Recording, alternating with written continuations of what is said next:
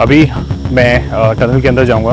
बहुत छोटी टनल है, बहुत क्लॉस्ट्रोफोबिक भी हो सकता है। वो अभी चलते हैं नीचे और देखते हैं कितना लेवल तक हम लोग जा सकते हैं। 20 मीटर्स टनल में जाके बाहर आने में ही सांस फूल गई है।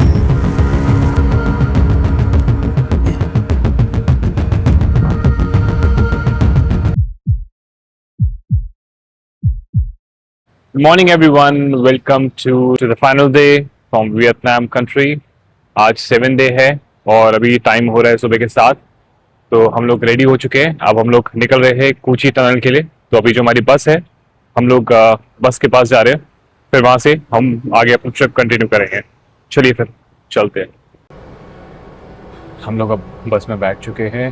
धीरे धीरे करके जितने भी पैसेंजर्स है सबको ये लोग भरेंगे, उसके बाद फिर हम लोग निकलेंगे। आई गेस यहाँ से 57 किलोमीटर्स है कूची टनल। 1.5 घंटा लगना चाहिए वहाँ पे पहुँच के। और आज वीकेंड है, संडे है, तो ज़्यादा क्राउडेड भी हो सकता है। तो अभी वहाँ पे चल के देखेंगे क्या क्राउड है, एंड देन उसके बाद फिर मोस्ट प्रॉब्ली हम लोग 3:30-4 बजे तक वापस आएंगे।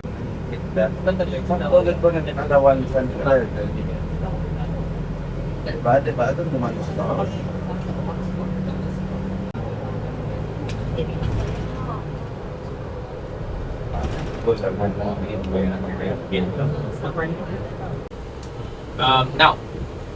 it's the best time for us to get to know each other and for me to brief for you the tour. What is our plans for today?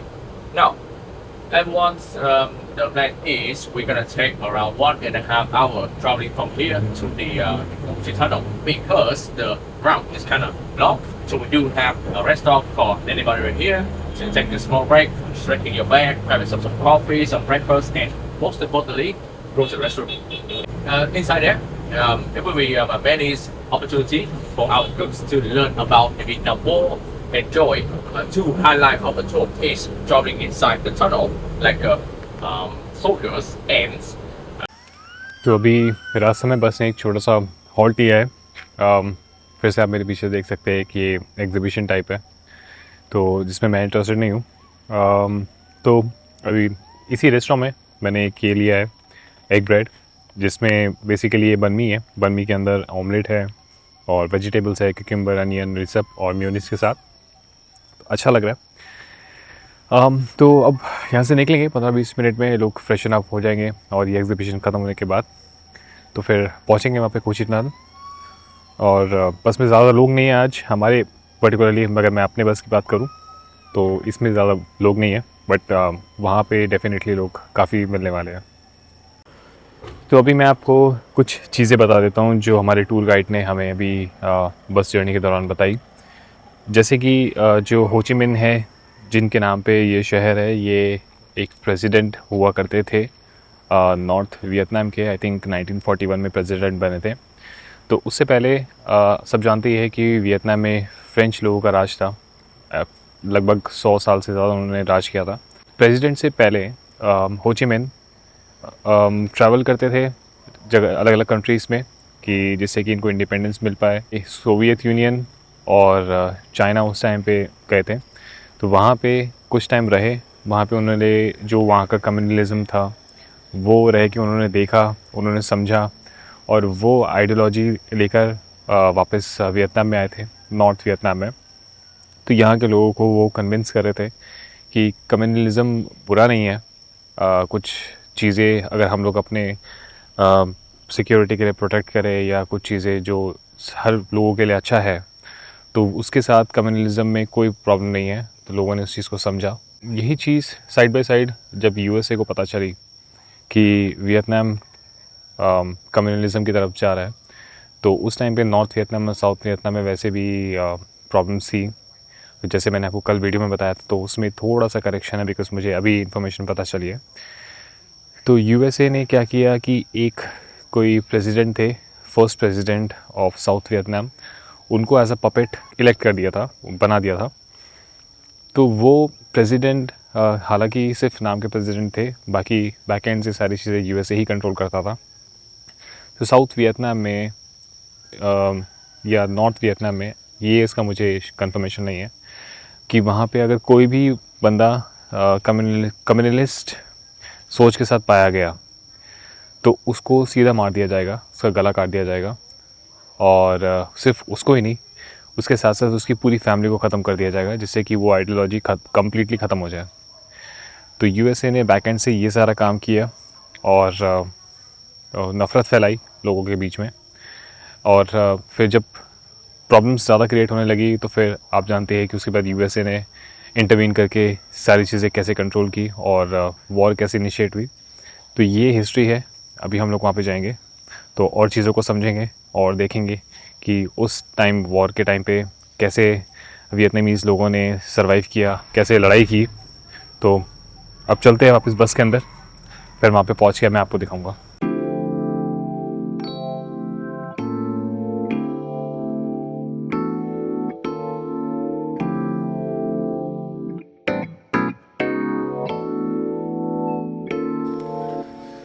Okay so पहुँच गए हैं हम लोग कूची टनल एंट्रेंस पे।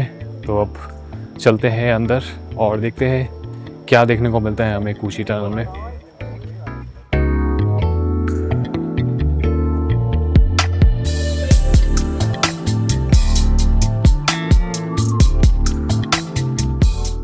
Pass to every member. Yeah, it's kind of heavy, so you can hold it, feel the weight, and pass on to every members. Chapters. The Vietnam War started from 1954 and ends in 1975. That would be the time that we reunited our country. But here's the thing: the U.S. Army, they are only officially joined in the war in 1965.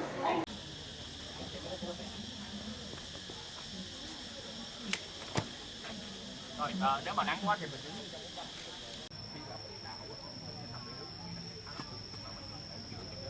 tạo ra một cái hệ thống chỉ đạo trong 20 năm. Okay, now we dig the tunnel, and when we तो ये जो आपने bunker देखा है ये एक demo है। तो इसके अंदर इन्होंने 3 लेयर्स बना रखी है, 1, 2 और ये 3rd लेयर है। तो ये जो पूरी टनल इन्होंने बनाई थी ये लगभग 250 किलोमीटर के आसपास पूरी टनल इन्होंने रेडी की हुई है। और उसी के अंदर पूरा वॉर के दौरान ये लोग इसी टनल के अंदर ही रहते थे, सारी लड़ाइयाँ यहीं से लड़ते थे। तो ये सुन के बहुत ही अलग लग रहा है। we see that some of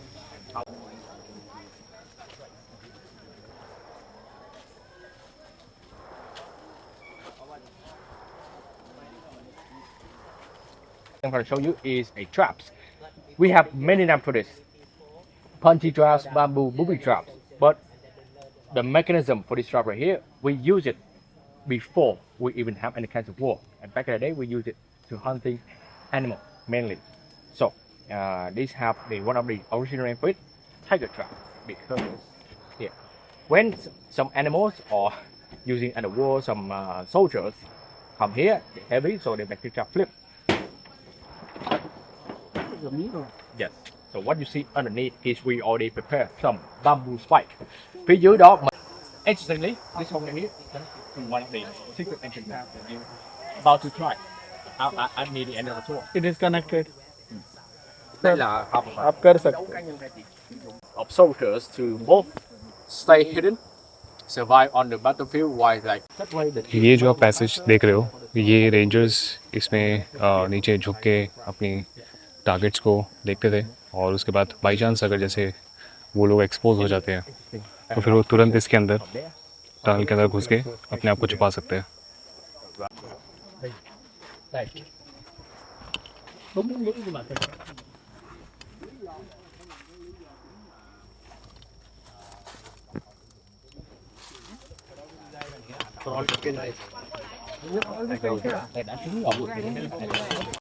tunnel के अंदर जब मैंने जाके देखा तो जो टनल का पैसेज है बहुत ज़्यादा छोटा है।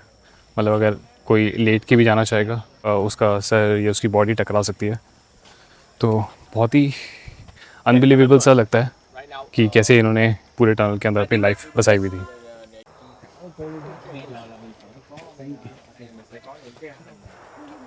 để ổn coi như là giúp cho mình để cô đô cái này con này.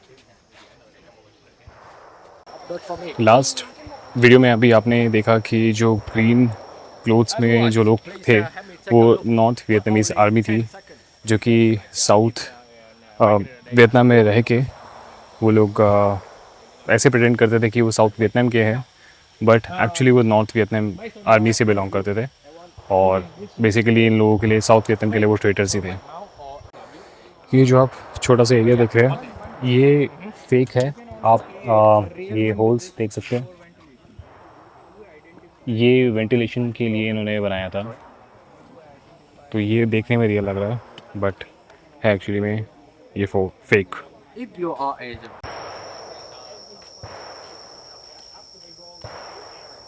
And then for Roman 16, these are my good practice with council. Right. Okay. Everyone, we're gonna see the second house. This way, this way. American style. They open by the hand. You get door. When they pick that this one they fly out. Oh, sorry. Yeah. Attack to their body. Yeah. What the things from flipping on picture from here. For example, if I work and I follow the top floor, this one will facing open my yeah. Rolling traps, also known as full body massage. Yeah, falling down like two set of traps will start to rolling on both of your bodies. Folding chairs, also known as floor, stopping like a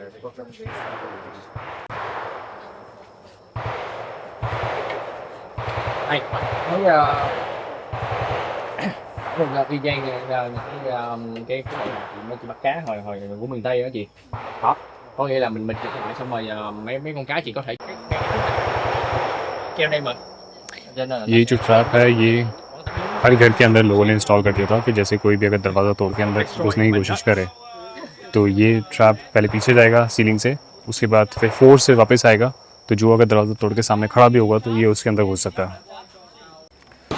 यहाँ पे real में आप shooting भी कर सकते हैं। जो shooting होती है वो असली बुलेट्स होती है। तो गाइड ने बताया था कि पर बुलेट चार्ज होता है 75,000 VND। मिनिमम आपको 10 राउंड्स लेने होते हैं तो 7,50,000 VND आपको पे करना पड़ेगा एटलीस्ट। एंड अलग अलग गन्स है, AK-47 है, M16 है, RMGs है, सो काफ़ी सारी है।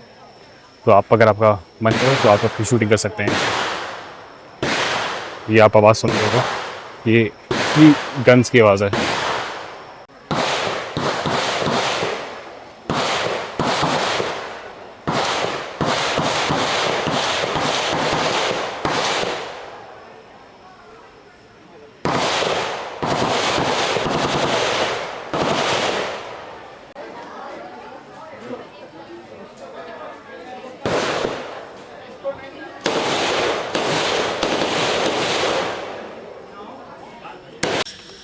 अभी मैं टनल के अंदर जाऊंगा। बहुत छोटी टनल है, बहुत क्लॉस्ट्रोफोबिक भी हो सकता है और इसमें मल्टीपल लेवल्स है, 20 metres, 40 metres, 60 metres, up to 100 metres. तो अभी चलते हैं नीचे और देखते हैं कितना लेवल तक हम लोग जा सकते हैं। ये टनल है, इसमें एशियन स्क्वाट्स करते हुए जाना होगा।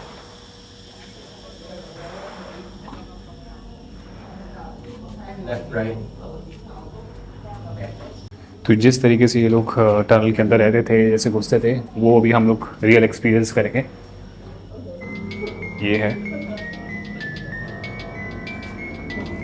Eu não vou vender mais.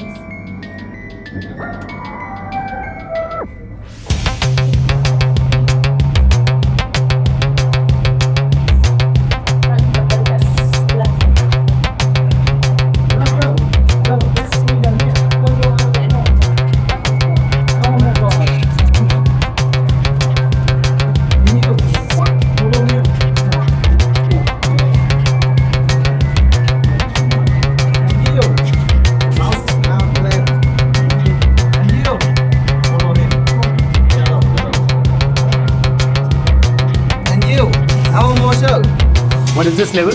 Yeah, 20 meters, 40 meters? 20 meters here. 20 meters है। Down there, yeah. How many people behind you, sir?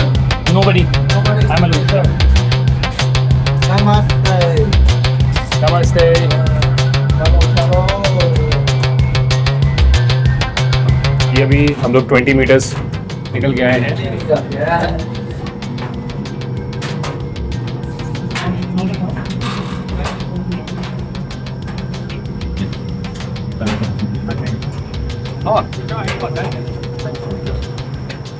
Body experience.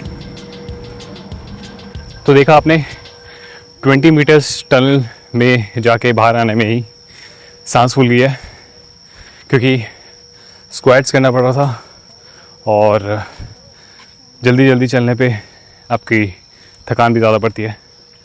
तो आप आके ट्राई कर सकते हैं अगर आप क्लॉस्ट्रोफोबिक नहीं है, और आप आराम से स्क्वाट्स कर सकते हैं। अब चलते हैं अगले चीज़ पे देखने के लिए। ये लोग जब नीचे अपनी किचन सेटअप करते थे तो उसे तरीके से ये लोग लेयर्स बनाते थे। 3 लेयर्स होती थी, जिसमें जो स्मोक है उन 3 लेयर्स के अंदर ही रह जाता था, ऊपर नहीं आ पाता था, ताकि अगर ऊपर आता तो यूएस आर्मी उसको रिकग्नाइज करके और बॉम्बिंग वगैरह कर सकती थी।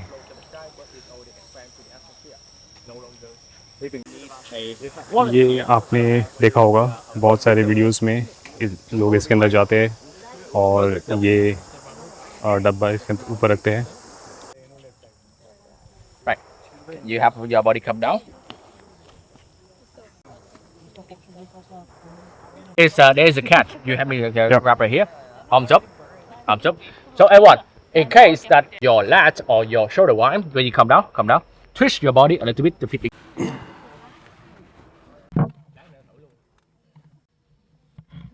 Okay, you do the same. Twist your body to put the gap. You can do it. Yeah. Okay, anyone else? You're the smallest one. Let's go. तो आई होप आपने देखा होगा कि अंदर टनल में कैसे घुसते थे, आर्म स्ट्रेट करके। देन उसके बाद वो लोग वापस लेट को लगाते थे। अंदर पूरा का पूरा अंधेरा है, ज़्यादा देर वहाँ पे नहीं सर्वाइव कर सकते क्योंकि बहुत ज़्यादा क्लॉस्ट्रोफोबिक है। बट अच्छा एक्सपीरियंस था। और इसमें बताया था कि अगर आप की लैट्स ज़्यादा है, मतलब आप थोड़े ज़्यादा ब्रॉड है, तो उसका भी एक ट्रिक है, आपको बॉडी ट्विस्ट करके आपको अंदर जाना पड़ेगा। तो आई ट्राइड, बट ऊपर आते हुए थोड़ा सा प्रॉब्लम हुआ था। तो हमारा ये कूशी टनल का टूर कंप्लीट हो गया है। आपने देखा पूरा टनल कैसे इन्होंने बनाया था और कैसे कैसे टनल थी अंदर। तो अच्छा एक्सपीरियंस था। आप आके डेफिनेटली एक टूर ले सकते हैं। अगर आपको हिस्ट्री और वॉर के बारे में जानना पसंद है तो आपके लिए काफ़ी अच्छा टूर हो सकता है। तो अब निकलते हैं यहाँ से। वापस हम हो ची मिन जाएंगे, फिर उसके बाद देखते हैं कुछ लंच वगैरह करेंगे, रेस्ट करेंगे, एंड देन फिर हमारी शाम की फ़्लाइट है। तो लगभग 5 साढ़े 5 बजे हम लोग यहाँ से हो ची मिन से निकलेंगे, एयरपोर्ट पहुँचेंगे, एंड देन उसके बाद 8:55 फ़्लाइट बोर्ड करेंगे। तो अब चलते आगे। तो जैसे मैंने बताया था कि हम लोग वापस आ गए थे कूशी टनल से। उसके बाद पास ही में एक रेस्टोरेंट था, हवेली इंडियन रेस्टोरेंट, उस पर हमने खाना खाया। खाना बहुत बेकार था, मैं किसी को रेकमेंड नहीं करूँगा। और अभी मैं खड़ा हूँ बेंथन मार्केट के बाहर। तो मुझे बेंथन मार्केट से थोड़ी बहुत शॉपिंग करनी है। 1 घंटे का टाइम है मेरे पास। उसके बाद मैं वापस होटल जाऊँगा। होटल जाके फिर हम लोग पैकिंग करके और लगभग 5:15 साढ़े 5 निकलेंगे। एंड अभी मौसम भी ख़राब हो गया, ये देख सकते हैं, कभी भी बारिश हो सकती है। बारिश होते ही यहाँ पे काफ़ी ट्रैफिक भी लग जाता है, तो जल्दी ही निकलेंगे। तो अब चलते हैं अंदर मार्केट में और फटाफट शॉपिंग करके फिर वापस निकलते हैं। मैं शॉपिंग करने आया था। ये मैंने 2 टी-शर्ट्स ली है और एक सनग्लासेस लिए हैं। तो वही सेम बार्गेनिंग अच्छा खासा किया है मैंने। अभी आप ये देख सकते हैं, पूरा यहाँ पे क्लोथिंग है। आप यहाँ पे स्टिचिंग भी करा सकते हैं फैब्रिक वगैरह लेके। ये सामने फैब्रिक की शॉप है और लेडीज़ के लिए आप ये देख सकते हैं, काफ़ी वैरायटी है यहाँ पे, काफ़ी ऑप्शंस आपको मिल जाते हैं। तो अब बिना टाइम वेस्ट किए अब निकलते हैं यहाँ से अपने होटल के लिए, एंड फिर उसके बाद पैकिंग करके फिर वापस निकलते हैं एयरपोर्ट। एक लास्ट टाइम आपको बेंथन मार्केट के आसपास का एरिया दिखाते हुए। बहुत ही सुंदर है। अभी ये कुछ बिल्डिंग्स वगैरह भी बन रही है और ऊंची ऊंची बिल्डिंग्स आप देख सकते हैं। तो अब इसको अलविदा करते हैं और अब चलते हैं अपने होटल के लिए। तो अब मैं जाते जाते आप लोगों को थोड़ा सा अपना एक्सपीरियंस शेयर कर देता हूँ। ओवरऑल 7 दिन यहाँ पे रहा मैं टोटल वियतनाम में। 2 दिन हनोई, 2 दिन दनांग, और आई थिंक दनांग में 2.5 दिन था। और फिर आज 3rd डे है मेरा वियतनाम, ये हो ची मिन में। कंट्री बहुत सुंदर है, हर एक सिटी की एक अलग पहचान है। हनोई अगर आप जाएंगे तो आपको ट्रेन स्ट्रीट और हलोंग बे क्रूज़ और भी छोटी मोटी अट्रैक्शन थी जो मेरे पास टाइम नहीं था, मैं कवर नहीं कर पाया था। तो अगर आपके पास अच्छा खासा टाइम है, 10 दिन के लिए जा रहे हैं या उससे ज़्यादा जा रहे हैं, तो आप वहाँ से सापा वगैरह भी जा सकते हैं। वो काफ़ी माउंटेन एरिया है, माउंटेन रीजन है। उसके बाद फिर मैं चलता हूँ दनांग की तरफ। तो दनांग रिसेंटली डेवलप्ड सिटी है और बहुत सुंदर सिटी है दनांग, आपको डेफिनेटली विज़िट करना चाहिए। उसका बाना हिल्स और overall Danang city as well बहुत अच्छी जगह है, आपने मेरी पहले की वीडियोस में देखा होगा। हो ची मिन काफ़ी क्राउडेड है, काफ़ी ग्लैमरस है। वॉकिंग स्ट्रीट यहाँ पे है और एन्जॉयमेंट के लिए, मतलब अगर आप अकेले हैं तो अकेले आपका हो ची मिन में मन आराम से लगेगा। मे भी हो सकता है हनोई और दनांग में शायद आपका ना लगे। तो हो ची मिन आप ये तीनों तो सिटी आप कवर कीजिए जब भी आप वियतनाम में आ रहे हैं। तो यहाँ के लोगों की बात करूँ, लोग अच्छे हैं, फ्रेंडली है। थाईलैंड से अगर मैं कंपेयर करूँ, मैं लास्ट ईयर अप्रैल में गया था थाईलैंड, तो थाईलैंड के लोग मुझे उतने, मतलब ओवरऑल ठीक है, बट वियतनाम के लोग ज़्यादा बेटर लगे मुझे। वहाँ की अलग ब्यूटी है, यहाँ की अलग ब्यूटी है, तो काफ़ी अच्छा एक्सपीरियंस रहा मेरा। अब बहुत ही मतलब दुख हो रहा है मुझे इस कंट्री को बाय बाय करते हुए। कभी दोबारा मौका लगा तो ट्राई करूँगा आने का, अदरवाइज़ अलग अलग कंट्रीज़ ट्रैवल करना मेरा एक ड्रीम है। तो आप देखेंगे मेरी वीडियोस और प्लीज़ आप मेरे वीडियोस को प्यार दीजिए, शेयर करिए, लाइक करिए और मेरे चैनल को सब्सक्राइब कीजिए। तो अब चलते हैं, आप देख ही सकते हैं मेरी हालत से कि मुझे बहुत दुख हो रहा है। यहाँ की कॉफ़ी मैं बहुत ज़्यादा मिस करने वाला हूँ। इनफैक्ट मैंने कॉफ़ी ले ली है, तो अब इंडिया जाके मैं पीऊँगा। तो अब चलते हैं वापस। फाइनली इट्स टाइम टू से गुड बाय।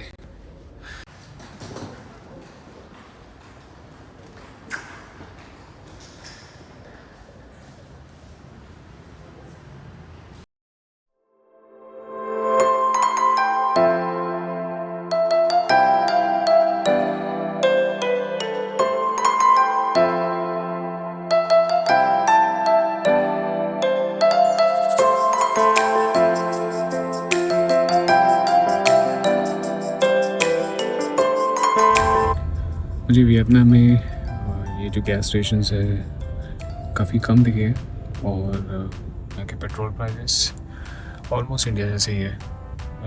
25,000 BRT, 23,000, तो इंडिया के हिसाब से अप्रॉक्सीमेटली वही 87, 88, 90 रुपीज़ के आसपास है।